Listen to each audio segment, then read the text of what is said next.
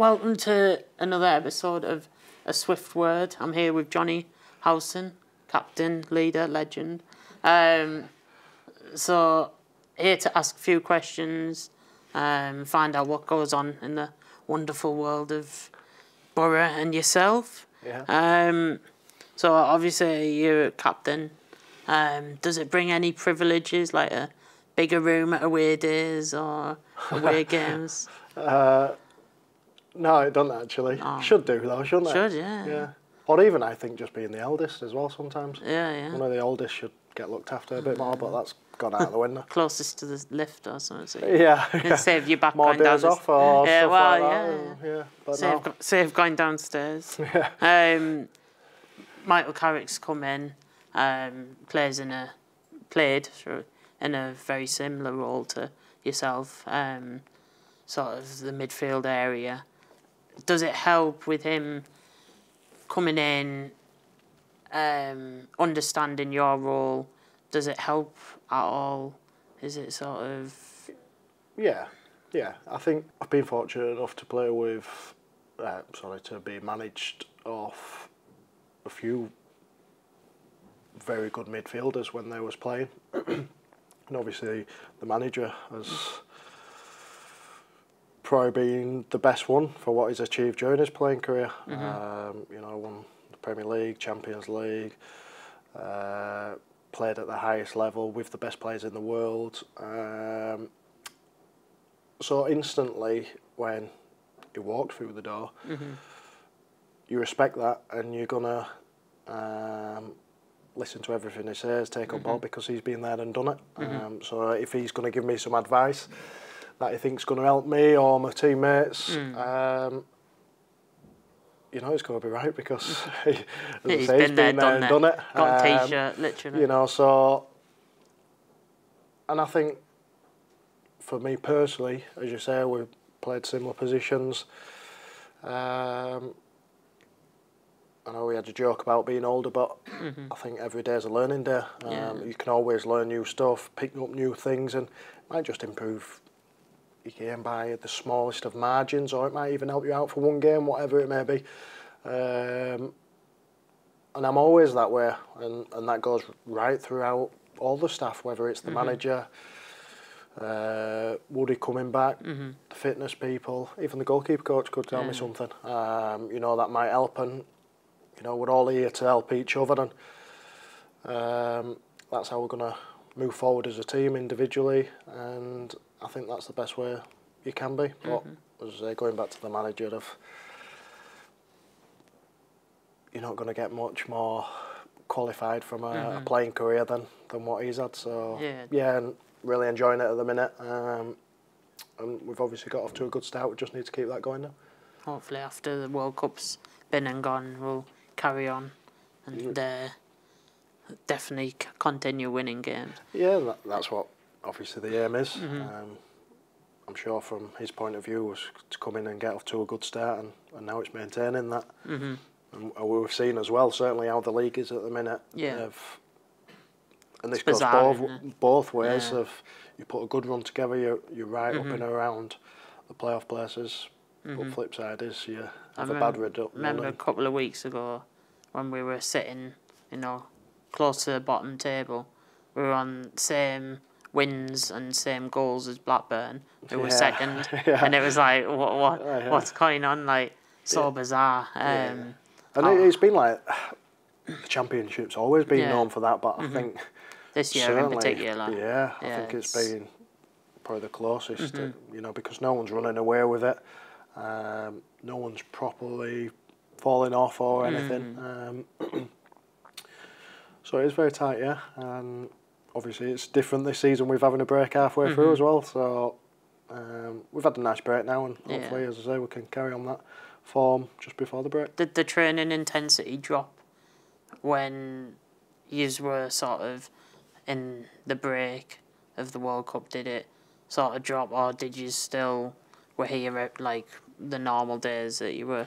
We'd had a bit of time off after the Norwich game, but since we've been back in, it's more or less been back to it and working hard, because obviously Okay, we had a friendly against Hibs last week, but we've still got a few weeks until the actual first game, so it's tough at the minute, but that's how it should be, because we want to get back up to them same standards from where we finished off. So normally, like, correct me if I'm wrong, but you go into like the lecture theatre, look at how other teams play, and sort of deconstruct it all and say this is like you've not do this more technical. But it's not always. You kick that over there. But like obviously struggle when I can't do that though. Did you still sort of look at other teams whilst in the break, or was it just focusing on yourselves? Yeah, I think at the minute it's been focusing on ourselves. Okay, we've looked at previous games that we've had under him, and things that we've done well, and areas where we can improve. And he's obviously still getting his message across for how he likes to play. One thing I've noticed since we have come back in, he's not settling for that good form that we've had. He says, it's been good, but we want to keep getting better. And that's how it should be as a team, and as an individual, you should always want to get better, work hard, strive. And you should never be happy of where you are, because you don't want to go sideways. You want to keep improving, and that's something I've noticed from him. And goes back to again, that's probably why he was so successful, because he probably put them demands on himself as a player, and now he's putting them on us as a team, and rightly so. We've had a lot of older managers, more senior managers, and then Michael's come in and he's, around a familiar age to the players that were here. I won't name individuals. I won't say individuals, but he's sort of a familiar age to the players that are around him, or definitely more than our previous couple of managers. And you can see that on the pitch after a game, like he's grabbing, like after a good win, he's grabbing, especially the away games, one of you lads, and like having a good laugh and that, which is excellent to see. Does it help, or is it sort of, does it help you get not along with him, but more things in common, and makes it a bit easier on yourselves? I think, as you say there, it's only just come out of the game or stopped playing a few years ago, and it's only natural with that age he can relate to some of the players where, let's be honest, of the older ones, and there's no right or wrong way to do it, because then the argument for the older managers is they've got the experience to deal with certain things, or have been through more things. But regards to the modern game, I believe the game's always changing. He can relate to that a bit more, than it's not just that.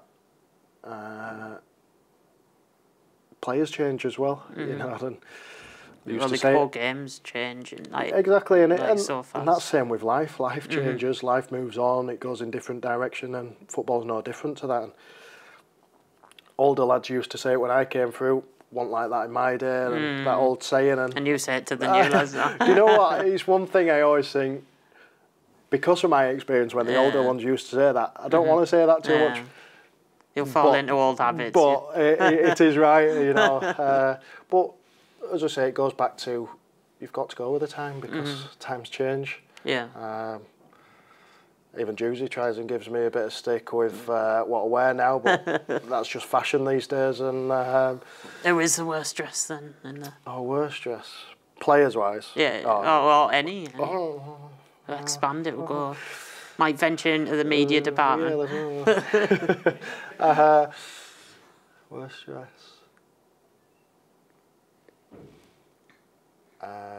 Hoppy. I'd say Hoppy. Best dressed? Who's best? Depends what you're after. In your opinion, what's... Dara's quite smart. Dara came in very smart yesterday, quite liked it, so I'm going to go with Dara. Fair play. Fair play. He's popular amongst the players, Dara. We had Tuba last week on about him surviving the longest in the zombie apocalypse. Alex Mort's probably one of the worst as well. Just tracksuit every day. Trackies. Yeah, just. Do you think he goes out on a nice meal in his trackies? Probably, yeah. Cap on as well. Yeah, he's always got a cap on. Hood up. Needs to dress his age probably more than out else. Yeah. Mutton dressed as lamb. Yeah. So then captain, shouting your commands and that at them. Who else is probably the best communicator on the pitch? Do you ever think like, oh, just give it a rest, mate? If they're having a go at me, sometimes, yeah. And it all sometimes it's only natural. It depends how the game's going. And I won't say I'm a shouter. Obviously, we'll talk to the guy outside of me because I think you need to and help each other out at times. You know, I've got, I believe, what you call natural speakers. Gift of the gab. Yeah, and they've just got it, and even in training every day, it's just natural for them. I don't mean this in the wrong way, but sometimes they don't shut up. But you need them in your team because you know they're helping everyone out, keeping everyone switched on as well. You know, and the likes of Danny again, Tommy Smith. I even think Zach's good at it, and me as an individual playing in midfield, I like my back two to be able to talk, and sometimes as I say, it's just keeping you switched on, you know, because you might get a lull in the game, and if you've got someone shouting or barking orders, and even if they are frustrating you, at least then you're switched on for it, whatever it may be. So you need people like that in the team. Does it make it more difficult being in the middle, obviously midfield? Does it make it more difficult getting your voice to everyone? Because you can't see sort of what happens behind you unless you're looking. I know you go back and help out often. But a lot of teams have the goalkeeper as captain, so they can see the whole pitch. Does it make it a little bit more difficult being right in the middle of it? And yeah, and sometimes at times it feels like it's 100 mile an hour, you know, where you've got people coming from you all directions, and it can be difficult. But that's where, as I say, you need your mate out to help you out. The lads at the back can see everything at times, but that's where it's a team game. You know, there'll be times where the strikers will need to tell us something, and that's just natural. As I said, it's a team game, and you've got to help each other out, and that's one side of the game. It might not be natural for some, but if you're all helping each other out, it's going to benefit us moving forward and getting better as a team. What is your greatest accomplishment as a football player? It can be team, it can be individual. Yeah. Don't say beating us at Wembley when you... Yeah. That won't go down very well. No, it won't, no. No, definitely not that. Yeah. No, we knew at Wembley, definitely not that one. It depends which way I look at it, if I'm honest. And I've always judged the achievements, what we've achieved as a team. I've been fortunate enough to win some Player of the Years, and it's obviously great, but I judge my things that I've achieved as a team, and obviously the one that we just mentioned, and the other getting promoted with Leeds, of a team that's supported, and achieving something, because you can look back and you get promoted or you've won something. Obviously had a few games in there that have been big games, that we've beaten certain teams. So they're the two that obviously stick out, the two promotions that I've had. But the flip side, and this is from a personal point of view, is when I've played my previous teams, they've always given me a good reception.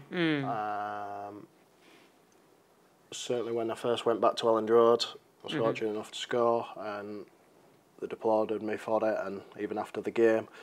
And then when I first went back to Carrow Road with Middlesbrough. I was on the bench and I came on, and they give me a nice round of applause when I came on.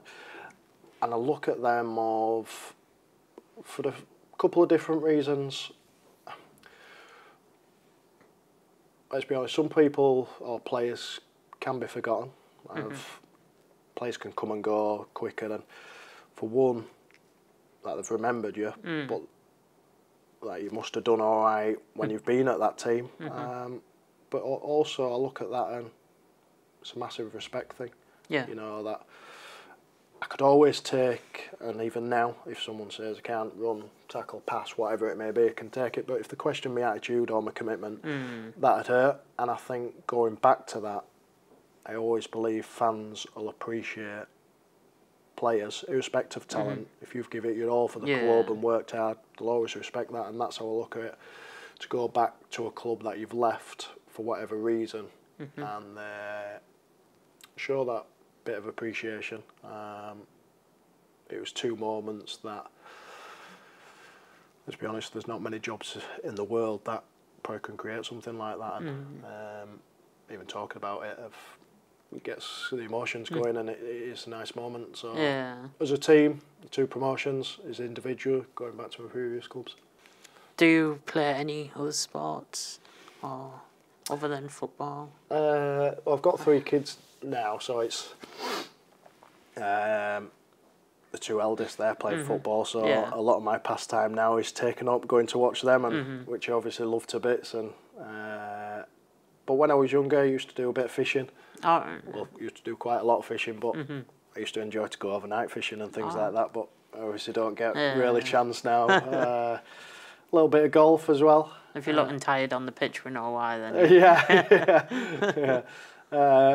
But certainly going to the fishing was just nice to get away from everyday life, if you like, peaceful. Very peaceful. But a fine weather fisherman, never went in the winter. Have you tried the Palmo?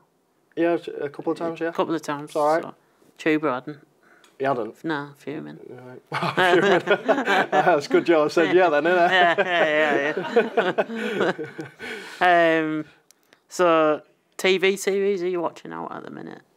Just in.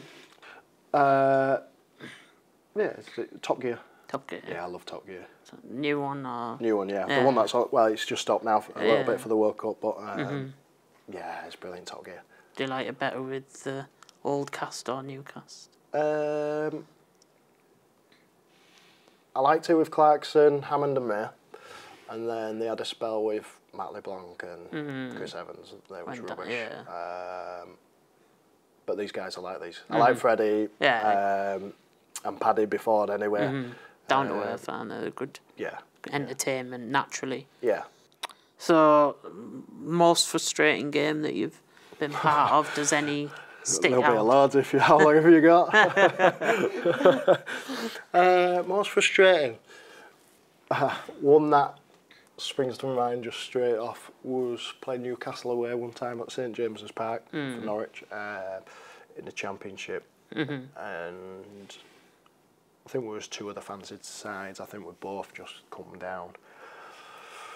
We're winning 3-1 in the second half away. Just scored the third, go 3-1 up. They more or less score straight away, 3-2. Game goes on for a bit. I think there's about 3 or 4 minutes time added on. We're still winning 3-2. And we lose the game 4-3. It was unbelievable atmosphere because, like, St James's Park, quite full, and you probably shouldn't say it, but it was a great atmosphere, but just not to be on that side, so that was frustrating. Yeah, I can imagine. Yeah. I think it's the frustrating ones are the conceding late on. Yeah. Obviously, conceding too late on is. Or players' time wasting on the opposition. Yeah, but I'd probably do the same. We'd all do the same. We would all do the same. Got to accept it. If you go back and change one thing about your time playing football, what would it be?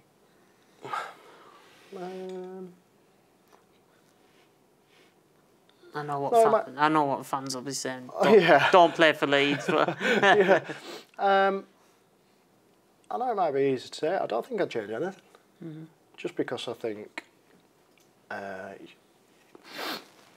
you might make a decision that either don't work out or maybe wrong in the long run, but at that moment in time you make a decision based on what you think's right. So no, I don't think I'd change anything. Yeah, I've always gone plain sailing, and there's been tough times, but no, I won't change anything. Who's the best manager you've played under? Michael Carrick, obviously, Another one. another one after the brownie points. That's two out of two. Is he going to watch this, is he? Yeah, well, I don't know. I think you'll be getting stick in the dressing room, however. I don't like Last question. Who's better, Messi or Ronaldo? Messi. Yeah. Another one. That's another 2 out of 2. Yeah, and you can't obviously knock Ronaldo out of... Obviously, don't know him personally, and never judge someone until you have met him personally, because I've met some footballers where on the pitch might have thought he was, let's say, not a very good guy, but then you get to meet him and they're completely different. So football's an emotional game, and brings out the best of us, but also can bring out the worst of us at times. So you'd never judge someone, and let's be honest, the whole world watches him, so he's probably got to do certain things, but he just don't come across to certain people very likeable, unless if you support Man U or something like that, which I don't, so that's why I'm going Messi as well. Fair enough. Well, thank you for your time, and thank you hope as it well. wasn't too bad. No, it was very enjoyable, that. But no, thank you very much, and all the best for when football returns. Yeah, thank you. Thank you very much.